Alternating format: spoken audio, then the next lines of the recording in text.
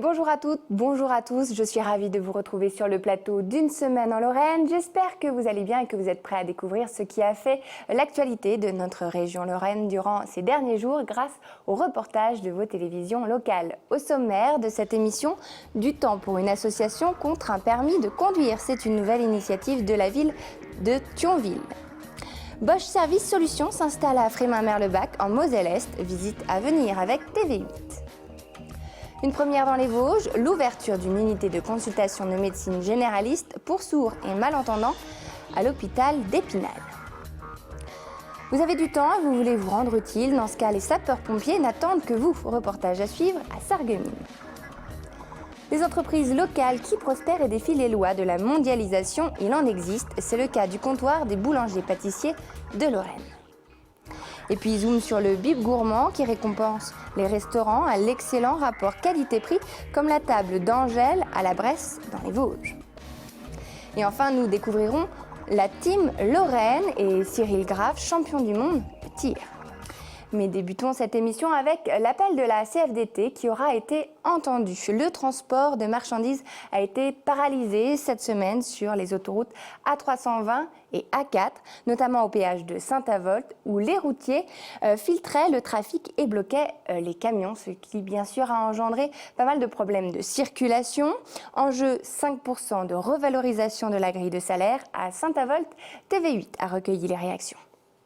Ils sont là depuis 4h30 du matin, des chauffeurs de poids lourds qui répondent à l'appel de la CFDT.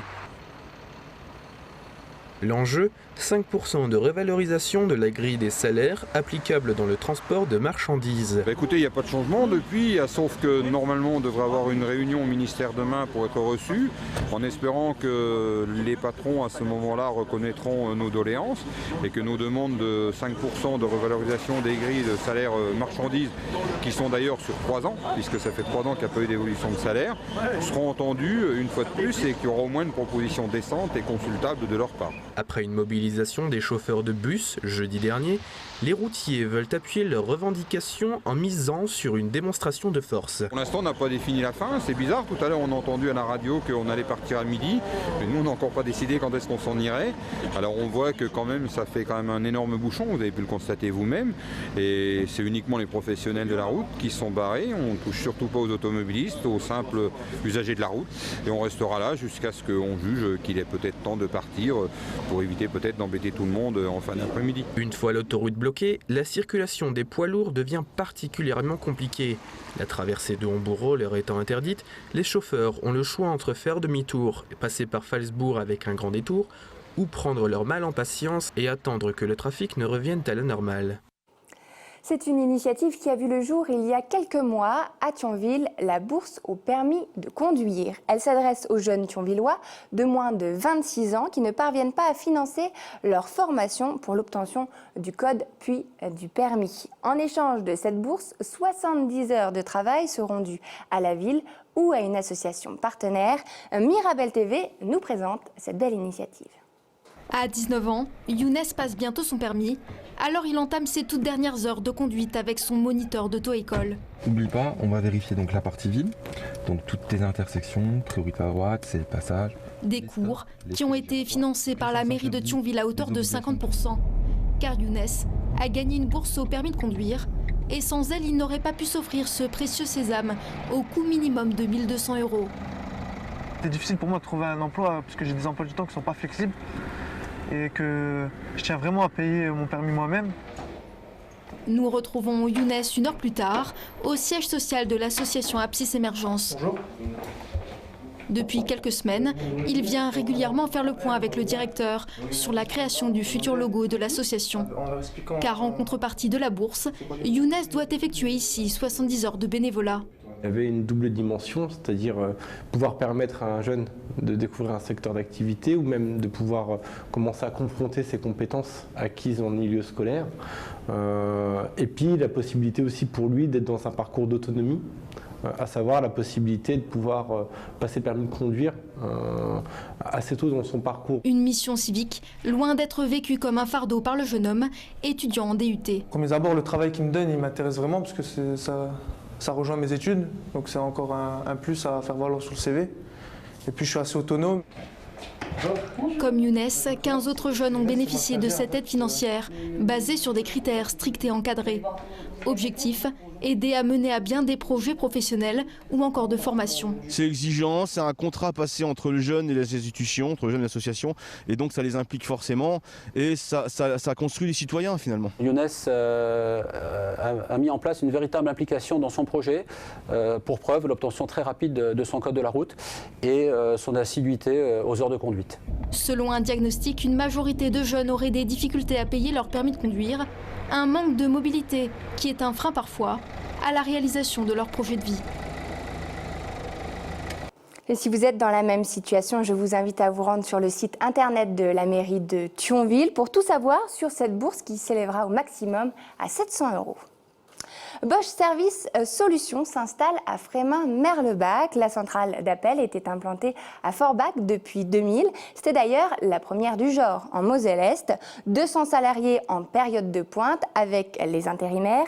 Les voilà désormais installés dans la tour du Val de Rossel avec même des ambitions d'extension qui seraient synonymes d'emploi. Les raisons de ce déménagement dans ce reportage signé TV8.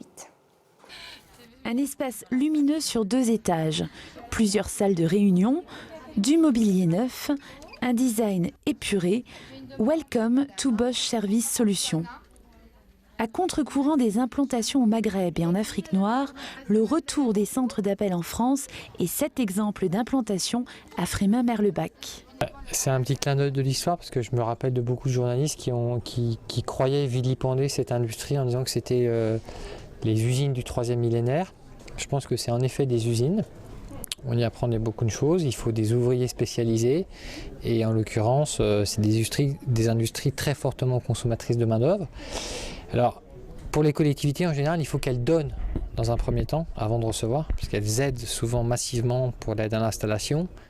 En 2000, Bosch ouvre sa première centrale d'appel à Forbach. 2013, le groupe cherche de nouveaux locaux dans un rayon de 20 km. La tour Val de Rossel correspond. La communauté de communes saisit vite l'enjeu et apporte son aide au déménagement. Nous prenons en gros en charge le loyer pendant quelques mois. Bon, c'est quand même des sommes conséquentes. Ça doit représenter, je sais pas, dans les 100 et quelques mille euros. Vous savez, c'est un excellent placement pour la communauté de communes parce qu'une telle entreprise qui s'implante va payer des impôts. Il va payer des taxes, enfin l'équivalent de la taxe professionnelle, puisqu'il ne s'appelle plus taxe professionnelle.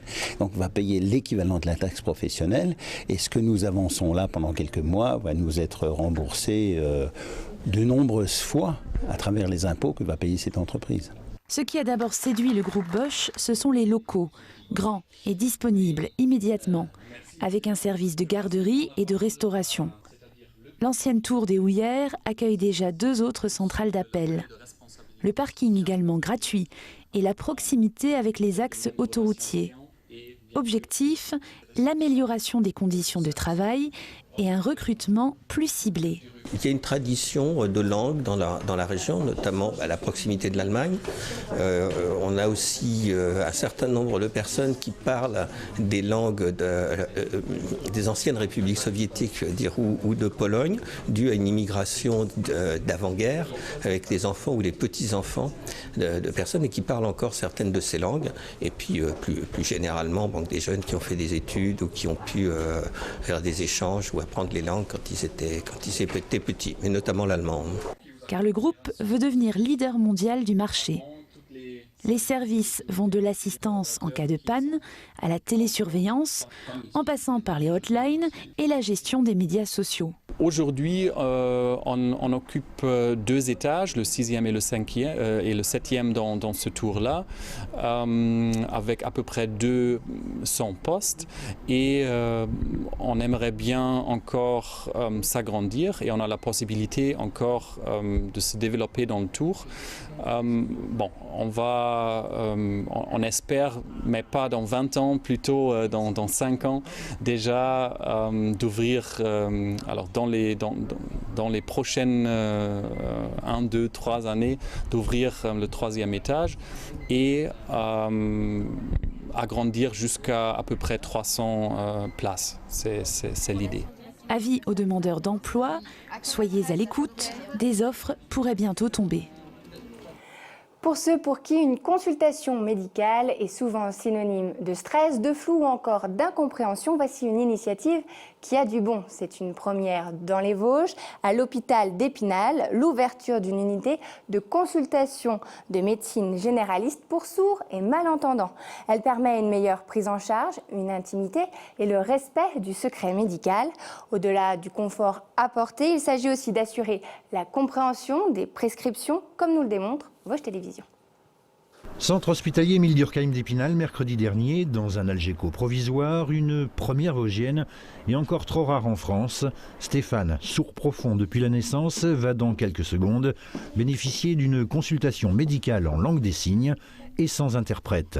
Actuellement, seuls 2 médecins utilisent la langue des signes en Lorraine, dont Isabelle Bouillevaux. Cette unité vosgienne, c'est donc un plus certain pour des patients pour qui consultation et prescription étaient quelquefois bien compliquées. Il y en a qui vont utiliser la lecture labiale, mais qui implique forcément que tout le message ne passe pas. L'écrit, mais les personnes sourdes ont souvent beaucoup de difficultés avec le français écrit. Sinon avec un tiers, quelqu'un de la famille ou un ami. Donc là, on est un petit peu hors des clous au niveau du secret professionnel, du code de déontologie.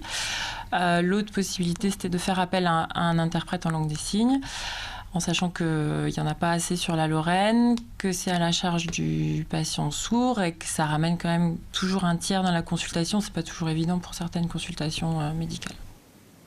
Avant, j'allais à Vittel, chez mon médecin généraliste, mais bon, je lis sur les lèvres, il n'écrit pas beaucoup et je me sentais un petit peu perdu. Alors j'ai abandonné. Une prescription mal comprise, un traitement mal compris, oui, ça peut avoir des conséquences assez grave sur le plan de la santé, on va dire. C'est pas le plus souvent, ça peut, mais ça génère surtout des anxiétés, des interrogations. Les gens repartent pas toujours soulagés ou compris de la consultation. Médecin généraliste à l'unité régionale d'accueil et de soins pour sourds et malentendants au CHU de Nancy, Isabelle Bouillevaux suit depuis plus de 2 ans une formation à la langue des signes. C'est sur sa proposition, soutenue par l'AFPADA, l'association vosgienne de parents et amis de personnes atteintes de déficience auditive, appuyée par les directions hospitalières de Nancy et d'Épinal, que désormais, et à raison de 2 mercredis matins par mois, elle proposera donc ces consultations.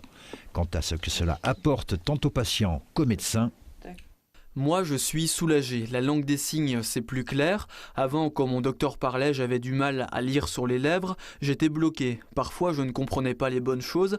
Je ne savais pas si c'était grave. Ici, je suis soulagé. La langue des signes, ça me rassure. Qu'est-ce que ça m'apporte? Une grande richesse humaine, beaucoup de découvertes sur le monde des sourds que je ne connaissais pas du tout avant. Beaucoup d'échanges, on partage beaucoup les émotions, peut-être même parfois un peu trop, mais on rentre un petit peu dans la vie des gens, donc beaucoup d'émotions. l'idée n'étant pas de se substituer au médecin traitant, mais bel et bien d'être complémentaire. Et si la demande est importante, ces consultations pourraient avoir lieu tous les mercredis matins. Dans quelques instants, nous rencontrerons quelques sportifs de la team Lorraine comme Cyril Graff, champion du monde de tir. Les pipes gourmands qui récompensent les restaurants ayant un excellent rapport qualité-prix viennent d'être décernés. Nous irons dans les Vosges, à la Bresse, pour découvrir une de ces bonnes tables. Et puis toujours dans l'alimentaire et dans le domaine des bonnes nouvelles, nous ferons un zoom sur une entreprise mosellane qui prospère, le comptoir des boulangers pâtissiers de Lorraine. Mais intéressons-nous maintenant à un rêve de gosse. La caserne de sapeurs-pompiers de Sarreguemines compte une centaine de soldats du feu. Les volontaires représentent quand même plus de la moitié d'entre eux. Ils ont décidé de consacrer une partie de leur emploi du temps à veiller à la santé et à la sécurité de la population. Ils vivent également une expérience humaine extraordinaire qu'ils ont tenu à partager avec Mosaïque TV. C'est un rêve d'enfant qui s'est réalisé il y a 6 ans. Et voilà, c'est pour aider les personnes. Âgé de 17 ans seulement, Quentin Meyer est dans son élément. Anciennement JSP, il a depuis rejoint les sapeurs-pompiers. L'âge légal pour devenir soldat du feu est en effet de 16 ans minimum. Ils peuvent s'engager jusqu'à 60 ans si leur santé le leur permet. Pour être sapeur-pompier volontaire, il faut avoir une condition physique convenable. Et c'est suffisant, quoi. Il ne faut pas être un super-homme. Alors on recrute des jeunes et surtout des moins jeunes, parce qu'on s'est aperçu que on a surtout un recrutement de jeunes et qui après la vie les emmène ailleurs, les emmène faire des études, le travail un peu ailleurs. Et on souhaiterait s'orienter un peu vers des gens un peu plus âgés qui sont installés dans la vie, qui ont un peu de temps libre et qui, c'est pas interdit, veulent un peu se mettre du beurre dans les épinards. Effectivement, les sapeurs-pompiers volontaires bénéficient d'indemnités et d'avantages. Il est fréquent que les personnes refusent de s'engager parce qu'elles estiment ne pas avoir suffisamment de temps à consacrer à cette activité. Comme n'importe quel engagement sapeur-pompier, c'est quelque chose qui prend du temps. On arrive à gérer ça et à trouver un équilibre entre la vie familiale, la vie professionnelle et la vie au sein de la caserne. La compagnie de Sarreguemines compte un effectif de 100 sapeurs-pompiers, dont une soixantaine de volontaires. Parmi eux, on retrouve des infirmiers, une dizaine environ. Au niveau des infirmiers volontaires, on a la chance de trouver du monde encore parce que l'exercice n'est pas le même que celui de leur pratique quotidienne dans leur service hospitalier ou en milieu libéral. Chez les sapeurs-pompiers, ils interviennent souvent seuls sur protocole de soins d'urgence et donc ils ont un raisonnement clinique qui est différent de celui qu'ils vont avoir dans leur lieu d'exercice. Pour rejoindre les infirmiers de sapeurs-pompiers, il faut bien évidemment exercer la profession d'infirmier. Les autres missions effectuées par les sapeurs volontaires sont ouvertes à tous, peu importe qu'ils travaillent dans tel ou tel métier ou qu'ils ne travaillent pas d'ailleurs. Le service départemental d'incendie et de secours de la Moselle recrute des sapeurs-pompiers 2 fois par an. Les candidatures sont ouvertes pour le 1er juillet. Ton aiguille, tu le retiens. D'accord ? Et toujours dans les nouvelles qui font du bien après l'investissement en personnel, place à la réussite professionnelle. Des entreprises locales qui survivent à la crise et défient les lois de la mondialisation. Heureusement, il en existe. C'est le cas du comptoir des boulangers-pâtissiers de Lorraine. Ce grossiste yusois est spécialisé dans les matières premières alimentaires. En 15 ans d'existence, il a su s'adapter à une demande diversifiée tout en faisant la part belle aux producteurs locaux. Et aujourd'hui, il s'ouvre même aux particuliers. Un reportage signé Mirabel TV. Les yeux rivés sur son catalogue, ce chef d'entreprise est à l'affût de la moindre affaire. Avec déjà plus de 4500 références dans ses entrepôts de stockage, difficile d'imaginer qu'il y a encore 15 ans, ce grossiste alimentaire dépendait presque exclusivement d'un seul produit, la margarine. Un aliment qui représentait alors près de 90% de son chiffre d'affaires. Mais pour exister et faire face à ses concurrents, il a fallu se renouveler et s'adapter au marché. Et qu'aujourd'hui être monoproduit, autant avant c'était une force, ça commençait à devenir une faiblesse. Donc on s'est dit, si on veut continuer dans ce métier, il faut absolument qu'on propose d'autres produits à nos clients. Et on a commencé à référencer des nouveaux produits. Donc on est parti sur la base, c'est-à-dire on a associé à chaque fois nos clients avec la margarine fabriquée de la viennoiserie. On essaie de leur vendre du fondant, des bâtons chocolat, puis après la gamme s'est élargie petit à petit. Pour rester compétitif, la société s'est adossée à un groupement d'achat aux côtés de 40 distributeurs indépendants pour acheter en commun et profiter d'avantages tarifaires. Il entend également se démarquer de ses adversaires en proposant des produits locaux, en travaillant avec une dizaine de fournisseurs du cru. On travaille dans l'alimentaire, donc on a besoin d'une traçabilité. C'est plus facile quand je travaille avec les moulins de Sarral, puis j'ai un problème de qualité, d'appeler Monsieur Dubac. Je dis, voilà, Monsieur Dubac, votre produit, il y a un problème de qualité, et essayez de voir pourquoi. Et moi, l'information circule 2 fois plus vite. Et d'avoir quelqu'un de local, je le connais physiquement, on se rencontre régulièrement, on échange sur nos métiers et on avance. Et depuis le mois de novembre, les particuliers peuvent aussi trouver leur compte. Surfant sur la mode des émissions culinaires, la société a ouvert un magasin où les gourmets peuvent s'offrir des produits qu'on ne trouve nulle part ailleurs. Bienvenue dans la Fabrique des Gourmets, notre nouveau magasin. Donc ce magasin est destiné aux passionnés de cuisine, de pâtisserie, qui regardent des émissions comme Top Chef, Master Chef, le meilleur pâtissier, et qui venaient nous voir pour nous disant, bah voilà, on a vu l'émission, on recherche des produits, des arômes, pas d'épices, des arômes yuzu pour fabriquer nos gâteaux ou notre repas. Donc on a décidé de créer cet espace qui est entièrement consacré au métier de bouche. Donc dans des conditionnements adaptés pour les particuliers. Plus de 400 références composent cette enseigne qui devrait ravir les papilles. Avec 6 millions d'euros de chiffre d'affaires en 2014 et 7 espérés pour 2015, L'entreprise, loin d'être rassasiée, entend développer davantage son secteur d'activité pour continuer de prospérer. C'est bientôt la Saint-Valentin, le 14 février, pour les têtes en l'air, le moment idéal pour se renseigner sur les bons restaurants de notre région. En attendant le 2 février, pour découvrir les nouveaux chefs étoilés par le guide Michelin, découvrons le bib gourmand décerné aux bonnes tables à prix raisonnable, le fameux rapport qualité-prix. En effet, le menu ne doit pas dépasser les 32 €. À la Bresse, la table d'Angèle peut désormais être fière de cette distinction. Entre amour de la cuisine et idées futées, Vosges Télévisions nous met l'eau à la bouche. À l'entrée de la Bresse depuis maintenant 5 ans, la table d'Angèle a acquis une certaine renommée. Un restaurant qui peut désormais s'enorgueillir de faire partie du guide Michelin 2015 des bonnes petites tables. Un bib gourmand qui récompense pour un maximum de 32 € des menus, entrées, plats, desserts, offrant un rapport qualité-prix remarquable. Nous, on ne va pas jouer avec le homard, le caviar ou la truffe, on reste avec des produits abordables et qu'on puisse transformer et qu'on offre aux clients. Quels sont-ils ces produits justement ? Eh ben, on travaille une très bonne viande, mais on n'ira pas chercher le filet de bœuf, on ira chercher le cœur de rhum steak. Dans le poisson, on ne va pas aller chercher les poissons de l'île, on va chercher plutôt les poissons d'ici, de la truite ou du cendre, ou poisson d'eau douce, la ferra du lac Clément. On essaie quand même de faire des bons produits. Et du fait qu'on travaille tout, on gagne le pain, on le fait maison, les fonds, tout ça. Donc on arrive à rester dans notre marge et d'offrir le meilleur. Mais comme pour les étoiles des plus prestigieux établissements, le bib gourmand récompense donc ce qu'il y a dans l'assiette, mais également le service, le cadre et l'accueil. Bref, le travail d'une équipe pour laquelle cette distinction est moins un aboutissement qu'un encouragement. Il ne faut jamais s'asseoir sur ses lauriers en se disant que c'est bon, on est arrivé au bout, on a gagné. De l'habitude naît l'ennui. D'ailleurs, autant pour nous que pour nos clients, puisque si nous, on faisait toujours la même chose et qu'on n'allait pas aller chercher des nouveautés, apporter du changement, on s'ennuierait vite. Et nos clients aussi. Et c'est pour ça qu'il faut toujours aller de l'avant, ça, ouais, c'est sûr. En Lorraine, 11 restaurants peuvent faire valoir leur bib gourmand, dont, excusez du peu, 6 dans les Hauts-de-Vosges. Quant aux 3 tables étoilées vosgiennes, à Gérardmer-les-Barrues, à Xonru-Longemer, les Jardins de Sophie et à Épinal, les Ducs de Lorraine, c'est lundi prochain que l'on saura si elles restent dans le gratin de la gastronomie française. Le Conseil régional de Lorraine soutient chaque année 400 athlètes de haut niveau, parmi eux 15 athlètes licenciés dans un club lorrain reconnus comme les plus emblématiques et représentatifs de notre région. Il s'agit de la Team Lorraine. Rencontre dans les Vosges avec Cyril Graff, le champion du monde de tir, avec les membres du club de Vincey.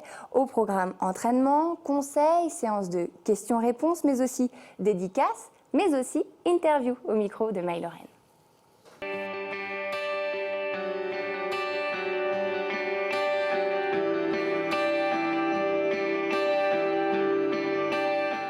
Je suis Cyril Graff, je suis sportif de haut niveau dans le tir à la carabine. Mon palmarès, c'est donc cette année, en 2014, j'étais champion du monde à la carabine 300 mètres. En 2013, champion d'Europe également à la carabine 300 mètres.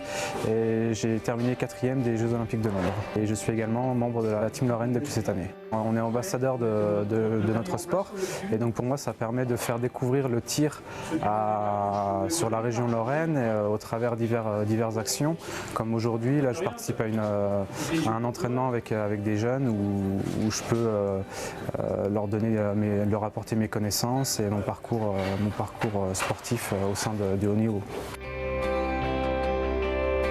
On porte les couleurs de la Lorraine sur toute la région et la France, donc quelque part c'est honorifique. Le fait que Cyril Graff vienne nous voir, ça nous permet d'avoir quelqu'un d'une grande référence pour nous aider. Et puis comme il est de l'extérieur, il est neutre par rapport à nous, donc il voit vraiment nos défauts et il voit ce qu'il y a à corriger.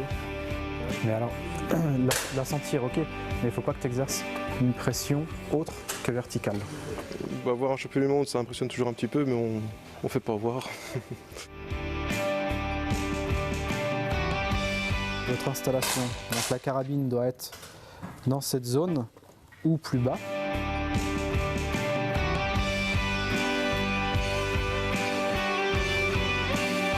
Je vous espérais que pour certains, je suis un modèle, tout comme moi, à leur âge, j'avais un modèle qui était Franck Badiou et j'ai eu aussi Jean-Pierre Amat, donc ça me faisait toujours plaisir de pouvoir les rencontrer et de discuter avec eux lors des championnats de France. Donc j'ose espérer que je suis un modèle pour eux également.